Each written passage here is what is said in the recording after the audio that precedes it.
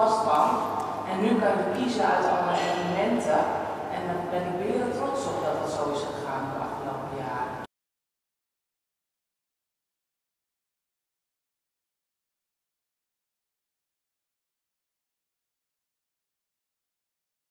Of er leuke dingen te beleven zijn en of je eigen talent kunt ontwikkelen, bepalen of je ergens met plezier woont en ook aan de regio gebonden blijft. Dus wil je jongeren in de stad houden, zorg dat er wat te doen is op cultureel gebied. En uit de eigen cultuurnota van de gemeente Alkmaar blijkt dat zij zich daar heel bewust van zijn. Zij hebben tenslotte staan letterlijk in de ambitie om de culturele basisinfrastructuur in de gemeente Alkmaar te versterken.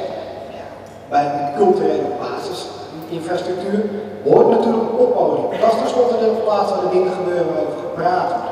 Daar is het VVV bij geweest, moet zijn. Daar trek je voor het eerst zelf op met je bent. Daar ga je kijken naar artiesten die groot van naam zijn. En niet alleen het bieden van die artiesten, maar nog veel meer doen wij. Ik denk dat het zeer belangrijk is dat een arts talentontwikkeling wel elk podium als veertig hebt, dat er echt een autoriteit bestaat voor talent en talentuitwisseling. Dat is wat Patrick en ik ook eigenlijk alle twee heel erg nastreven. Je hebt talent uit heel vaak en uit HIWO. Nou, dat heeft gekozen om in allemaal te spelen en vice versa. Dus daar zal je echt op moeten investeren. Op het gebied van een boekje, op het gebied van een website, dat maakt niet zo uit.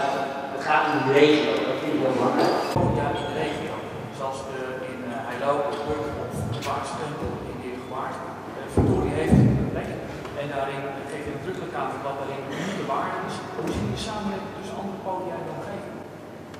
Nou, hier wil ik zo wel zeggen wat ik van vind. Ik loop zo meteen ook even door naar de Waard, dat is de merkfondspodium, die kan er misschien iets meer over zeggen.